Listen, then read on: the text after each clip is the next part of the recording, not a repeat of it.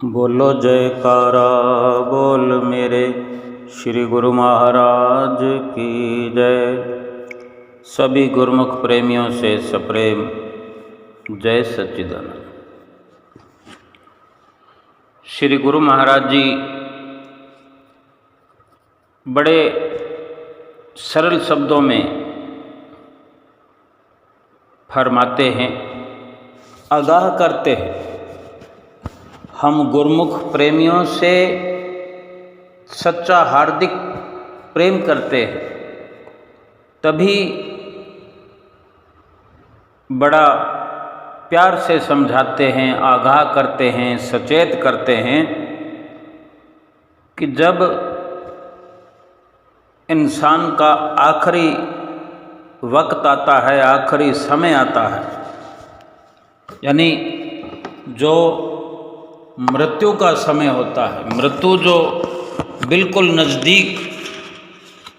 यानी आ चुकी होती है, कुछ ही क्षणों का ये हिसाब किताब है, कुछ पलों की बात है ये। अगर हम समझ पाएं, महापुरुष तो हर वक्त आगाह करते रहते हैं हमें कि ये जो जीवन भर हम इस संसार में रहे, मनुष्य तन को पाकर अपने अंदाज में गुजर बसर किया या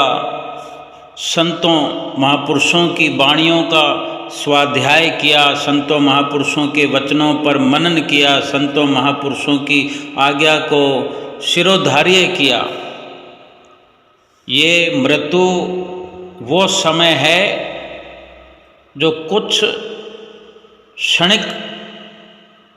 ये सारा जो महापुरुष इशारा करते हैं, कुछ ही देर के लिए जब मृत्यु आ चुकी होती है एक प्रकार से, और उस वक़्त जो भी हमने सारे जीवन में कर्म किए होते हैं, जिस प्रकार से हमने अपनी जीवन की रूपरेखा को बनाया होता है, जिस प्रकार इस संसार के रंगमंच पर अभिनय किया होता है, चाहे भजन भक्ति हो, चाहे संसार की विषय वासनाओं में हमारा समय वक्त गुजरा हो, या यूं कहें कि हम सचेत होकर संतों महापुरुषों के आगाह करने पर खबरदार बनकर जो भजन भक्ति करते रहे पूरा जीवन, या फिर संतों महापुरुषों की आज्ञा की अवहेलना करते हुए, अवज्ञा करते हुए मोह माया में ही गलतान रहे, इस वक़्त सारे जीवन की जो हमारी दिनचर्या, हमारे कर्म, जहाँ जहाँ हमने सुरती को लगाया, जहाँ जहाँ से हमने सुरती के द्वारा अपने भीतर एकत्र किया, चाहे भक्ति का सरमाया, चाहे मोह माया का पसारा, इसी के सारी एक फिल्म हमारे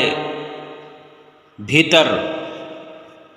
हमको एक बार फिर दिखाई जाती है। हम अक्सर सुनते हैं ना कि फिर अंत समय पछतावा होगा, पछताना पड़ेगा। महापुरुष हमें कितना प्यार से समझाते हैं, डांट कर भी समझाते हैं, लेकिन मकसद केवल एक ही उनका होता है कि हम सचेत हो जाएं। अगर उनके कहने पर नहीं चले, संभल कर नहीं रहे, तो अंत समय पछताना पड़ेगा। तो ये वही अंत का समय जो पछतावे का या फिर खुश होने का, ये वही समय है कि एक बार फिर से जो हमने जीवन में किया, जहाँ हमने अपनी सुरती को लगाए रखा, जो जो आमाल ज़िंदगी में किए, जो अफ़हाल किए, यानी जो भी अच्छे बुरे शुभ अशुभ सकाम निष्काम जिस प्रकार भी हम कर्म करते रहे, वो बड़े साफ सुथरे समझने वाले चल चित्र के अनुसार हमें दिखाया जाता है और इंसान समझ पाता है, देख पाता है, और कहीं भी कोई लापरवाही की गुंजाइश नहीं कि कोई कहे कि ये अमुक कर्म मैंने नहीं किया। आज हम जिस प्रकार से भी जीवन में हैं, बेशक हम कहते होंगे कि हमने तो कोई गलत कार्य किए नहीं, फिर दुख क्यों हमें आ रहे हैं। तो पिछले जन्म के कर्म चाहे हम भूल गए हों, लेकिन इस जन्म के कर्म तो हमें याद रहते हैं। वो चलचित्र, वो फिल्म भी इसी जन्म के अंतिम पड़ाव में, अंतिम क्षणों में हमें दिखाई जा रही है, जो हमें सब कुछ फिर से याद आता है कि हमने ये सब स्वयं ही किया, हमारा खुद का किया धरा है। और इसीलिए कुदरत की तरफ से, विधाता की तरफ से ये व्यवस्था है कि सब कुछ हमें दिखा दिया जाता है। उसके पश्चात ही फिर निश्चित किया जाता है। क्यों कि जो कर्म हमारे किए हुए सिनेमा की तरह, स्क्रीन की तरह बड़ा बड़ा हमारी आँखों के सामने भीतर ही भीतर हमारे खुद की करनी का नज़ारा हमारे सामने से गुजरता हुआ हमें दिखाई देता है। एक एक कर्म को दिखाने की ज़रूरत नहीं,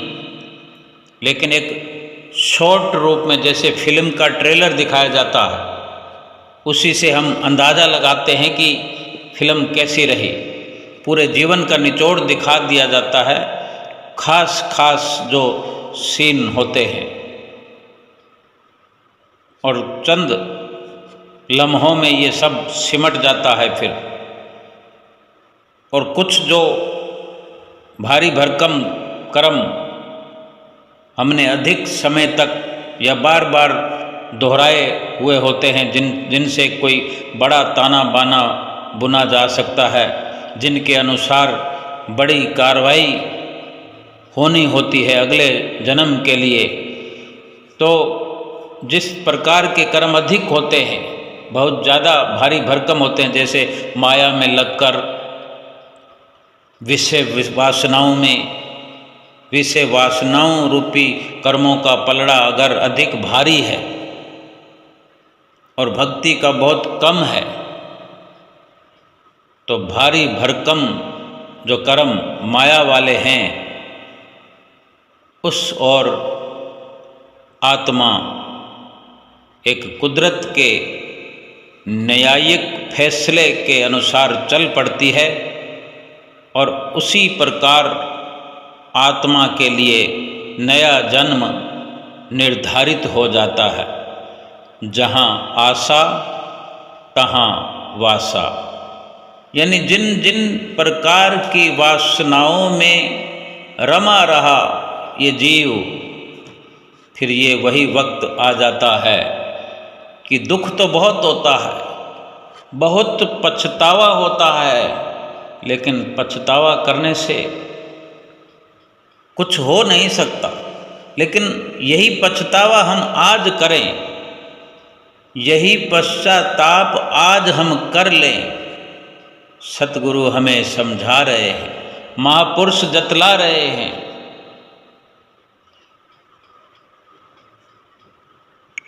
बड़े सरल शब्दों में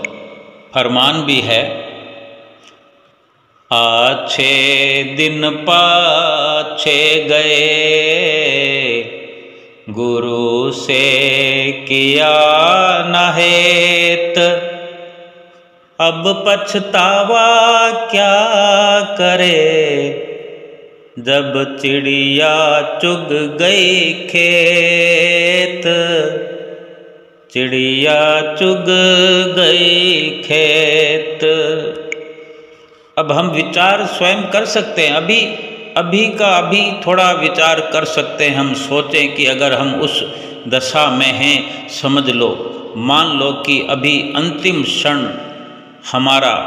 आ गया है और सब कुछ सिमटने वाला है और हमें चलचित्र दिखाया जा रहा है, फिल्म दिखाई जा रही कि हमने कैसे कर्म किए हैं, और हम ये खुद विचार करें कि कौन कौन से सीन हमारी अंदर भीतरी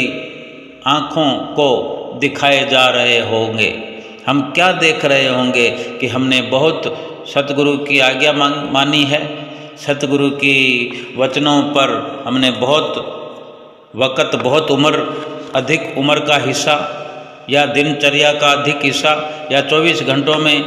कितना हमने भजन भक्ति में अपना समय दिया है। हम ये विचार कर सकते हैं। फिल्म हमारे सामने चलनी शुरू हो जाएगी, हम देख पाएंगे। अभी अंतिम क्षण नहीं आया है, लेकिन मान लेते हैं कि हमारा अंतिम क्षण आ चुका है और कुदरत की ये सारी व्यवस्था हो गई है और सारा लेखा जोखा हिसाब किताब हो रहा है और चंद सेकंडों में, लम्हों में हमें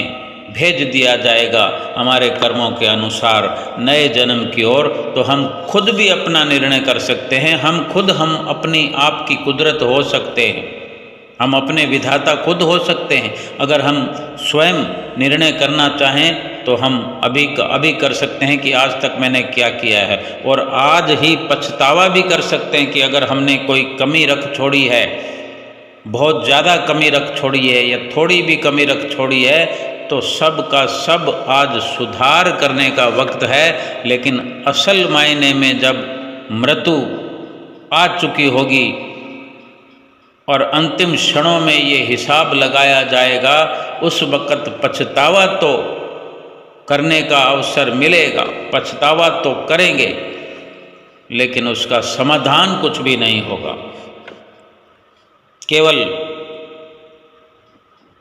कर्मों के अनुसार जन्म दे दिया जाएगा और फिर कितनी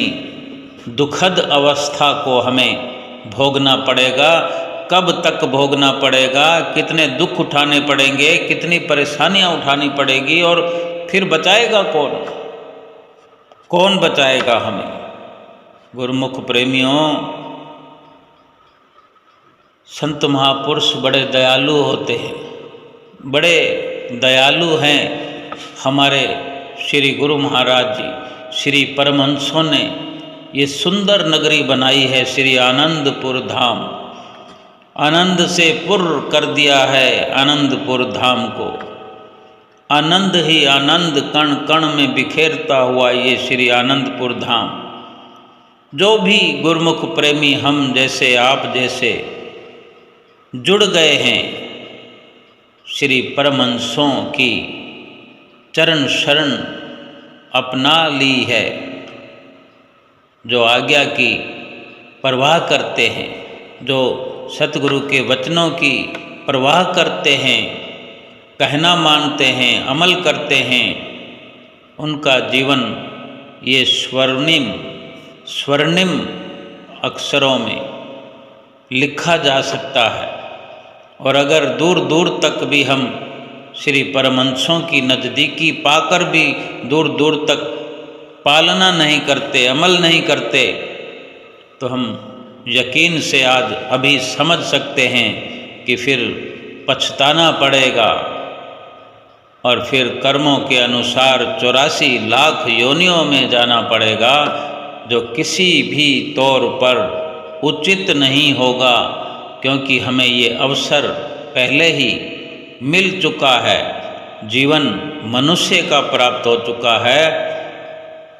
जो इतनी बड़ी रहमत हम पर प्रभु की हुई, कि सतगुरु मिल गए इस मनुष्य जीवन, और सतगुरु ने हर पल हमें समझाए रखा, समझाते रहे, आगाह करते रहे। अगर हमने उनकी बात नहीं मानी, अमल नहीं किया, तो फिर वो पछतावा होगा कि फिर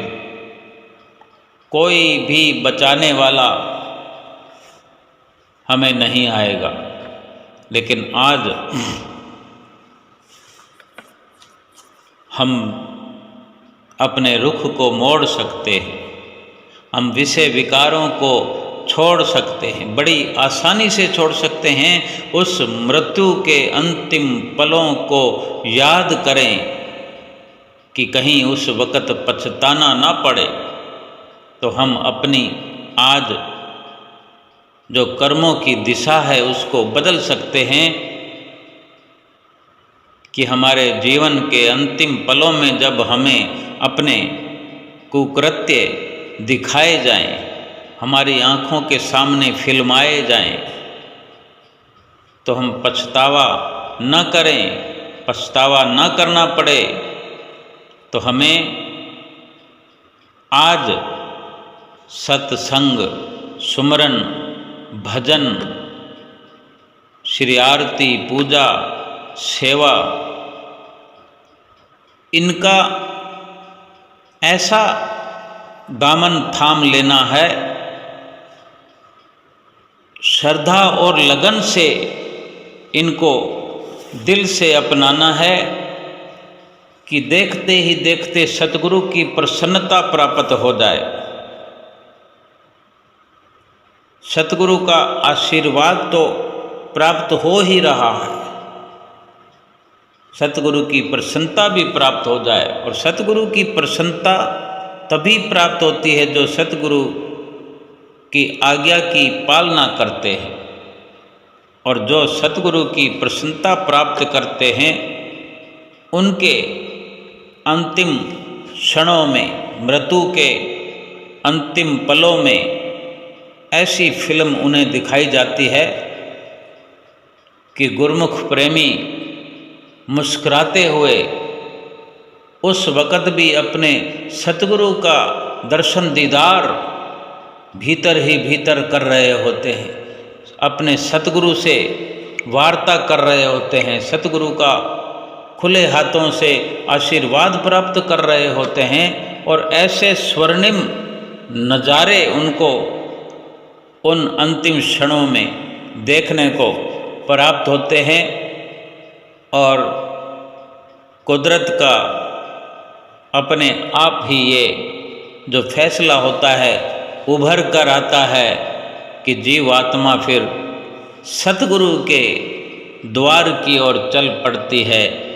निज धाम की ओर चल पड़ती है, जहाँ खुशियाँ ही खुशियाँ, आनंद ही आनंद, फिर कोई गम नहीं, फिर कोई दुख नहीं, फिर कोई जन्म नहीं, कोई मरण नहीं, कोई कलह नहीं, कोई कल्पना नहीं। ये कितना सुखद है। अभी सोचने मात्र से ही दिल को सुकून मिलने लगता है कि हम सतगुरु की आज्ञा पर चलने के लिए तैयार हो गए हैं। भीतर ही भीतर हमने संकल्प किया है, अपने विचारों को इस प्रकार पक्का करते हुए जो हम अपने अंदर की गहराई को नाप रहे हैं, तो इतना सोचने भर से ही हमें दिखाई दे रहा है कि हम खुशहाल पलों का आनंद ले रहे हैं, एक सच्चे सुख की ओर बढ़ रहे हैं, सच्ची शांति को अपने भीतर भर रहे हैं। आनंद ही आनंद अभी हमको एकदम से अचानक से चारों ओर नजर आने लगा है। भीतर क्या बाहर क्या, सब कुछ सतगुरु का ही दीदार होने लगा है, सतगुरु की नज़दीकी प्राप्त होने लगी है। चाहे हम किसी भी अवस्था में क्यों ना हो, हम घर में हों, बाहर हों, कामकाज में हों, किसी भी प्रकार के कार्य में लगे हुए हों, मृत्यु तो अवश्यंभावी है ना, आनी ही आनी है। लेकिन जब इस प्रकार से फिल्म चल जाएगी आँखों के सामने और हमारे किए हुए कृत्य जो हैं शर्मसार करने वाले होंगे, तो पछतावा अगर हमें हो रहा हो और समय बिल्कुल ना हो सुधार करने का, तो हमें दिखाई तो अवश्य देगा कि हमने बहुत संपत्ति जोड़ी, बहुत रुपया पैसा बनाया, जायदाद बनाई, बड़ी बड़ी बिल्डिंगें बना ली हमने, चाहे 50 मंजिल 100 मंजिल बिल्डिंग बनाकर बहुत सारे लोगों को किराए पर रखा हुआ हो, बड़ा नाम चलता हो, बड़े बड़े बोर्ड पर हमारा नाम लिखा हुआ हो, वो सब दिखाया जाएगा। बहुत मित्र हों हमारे, बहुत ढेरों नौकर चाकर हों हमारे, एक इशारे पर कई गाड़ियां एक साथ आ जाया करती हों हमें लेने के लिए, काम पड़ते ही कितने ही लोग हाथ पर हाथ बांधे खड़े हो जाते हों, झुक कर सलाम करते हों। क्या उस वक़्त कोई हमें वहाँ से छुड़ाने के लिए, मृत्यु के चंगुल से बचाने के लिए, काल की फांसी से दूर करने के लिए कोई रुपया, कोई पैसा, कोई हुकूमत, कोई हमें बचा पाएंगे? हम जानते हैं कोई नहीं बचा पाएगा, लेकिन सतगुरु तो अभी बचा रहे हैं। तब की तो बात ही नहीं है, तब क्यों आना पड़ेगा सतगुरु को बचाने के लिए, जो अभी बचा देंगे। अगर अभी बचा देते हैं, रोज का रोज हमें बचा देते हैं, तो तब क्यों आना पड़ेगा, जब ऐसे कर्म ही हमसे ना होंगे कि किसी को आकर बचाना पड़े। और जो ऐसे कर्म हम कर दें गलत प्रकार से, तो कोई बचाने आ भी नहीं सकता, क्योंकि यहाँ सच का बोलबाला है, यहाँ सब कुछ कुदरत की व्यवस्था है। किसी प्रकार की हेरा फेरी यहाँ नहीं चलती, कोई अपील नहीं चलती, कोई दलील नहीं चलती, कोई वकील नहीं है, कोई जज नहीं है। अपने कर्म किए हुए कर्मों का लेखा जोखा स्वयं अपने सामने हम देख रहे होते हैं और हमें चुपचाप अपनी ही की हुई कार्रवाई के अनुसार चले जाना पड़ता है। लेकिन आज हमारे पास बहुत समय है, बहुत व्यवस्था है, बहुत कुछ किया जा सकता है। हम स्वयं बचने की स्थिति में हैं, सतगुरु हमें बचाने की स्थिति में है। माया हमें छोड़ देना चाहती है अगर हम माया से छूटना चाहें तो, लेकिन एक चुनौती होती है कहीं से छूटने के लिए, कहीं पर लगने के लिए, कोई नया रास्ता बनाने के लिए चुनौती होती है। वो चुनौती अगर गुरुमुख प्रेमी स्वीकार कर लेते हैं और अपने आप को कसौटी पर कस लेते हैं कि हमें सतगुरु की पावन पवित्र भक्ति को अपनाना है, उनकी चरण शरण में उन्हीं की बख्शी हुई भक्ति की दौलत को एकत्र करना है, भक्ति को ही अपना सहारा बनाना है, सतगुरु को ही अपना रिश्तेदार बनाना है, अपना संगी साथी बनाना है, अपना मददगार बनाना है। और जो कुछ करना है वो अभी करना है। कोई इम्तिहान के लिए इम्तिहान में बैठकर अगर कोई तैयारी करे तो क्या उसको वक्त दिया जाएगा? अगर कोई कहे कि मैं एक भी सवाल याद करने का समय चाहता हूँ, या मैं पढ़कर याद करना चाहता हूँ तो क्या उसके लिए कोई व्यवस्था की जाएगी? कोई अवसर नहीं मिलेगा, क्योंकि पर्याप्त मात्रा में अवसर दिया गया उसको पूरा साल पढ़ने के लिए, पढ़ाई करने के लिए, तैयारी करने के लिए, इम्तहानों की पूरी व्यवस्था करने के लिए उसको वक्त मिला था। लेकिन अब अगर गफलत करता हुआ इस मुकाम पर इम्तहान की घड़ी में पहुंचा है तो फिर खाली हाथों उसे जाना पड़ेगा अगर उसने साल भर अमल नहीं किया तो। ये मनुष्य जीवन भी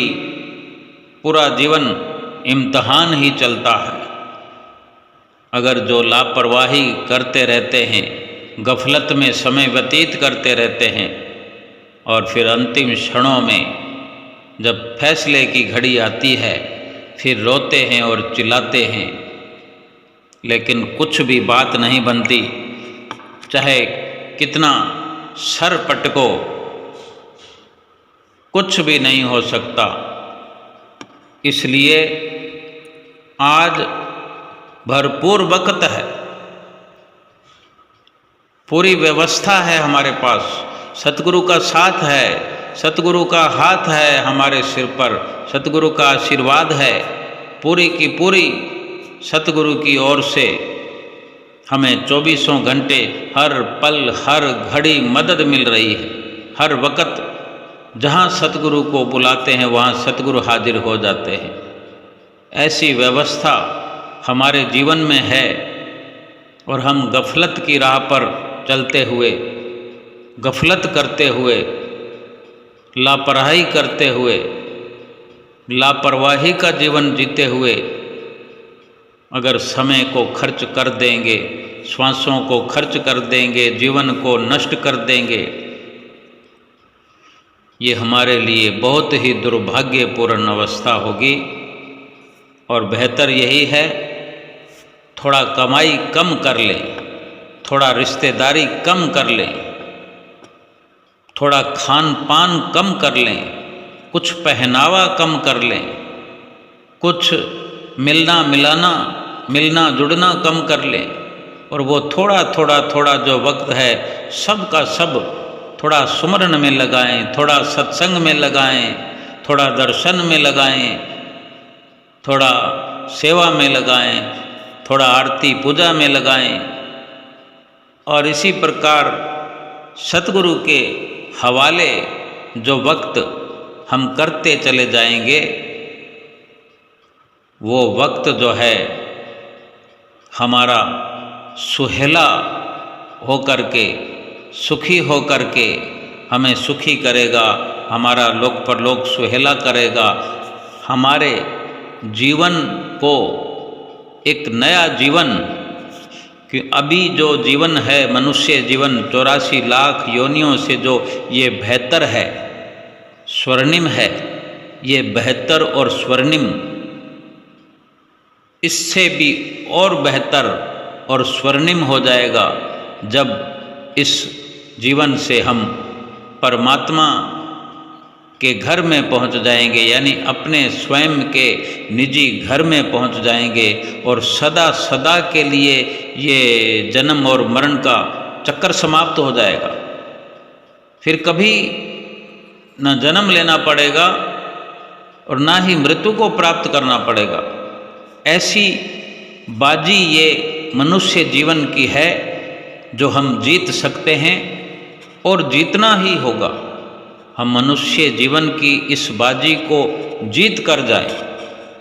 कोई फर्क नहीं पड़ता। अगर थोड़ी कमाई कम हो, थोड़ा गुजरान के लिए, ज़रूरत के लिए ही अगर ख्याल रखा जाए तो कोई कमी नहीं है इस दुनिया के अंदर। भगवान ने जैसे जन्म दिया है, जन्म से पहले सारे सामान इंसान के यहाँ पैदा किए हुए हैं और सभी कुछ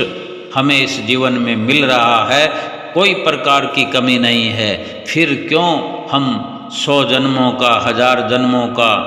लेखा जोखा इकट्ठा करने में लगे हुए हैं और इस जीवन की जो बाजी है वो लगातार हारते हुए कदम से कदम आगे चल रहे हैं और एक दिन हार का मुंह देखना पड़ेगा। सतगुरु की आज्ञा की पालना करें, भजन सुमरन करें, श्री आरती पूजा करें, सेवा करें, सतगुरु की प्रसन्नता हासिल करें और मुख उज्जवल करके सतगुरु के धाम में पहुंच जाएं। बोलो जयकारा बोल मेरे श्री गुरु महाराज की जय।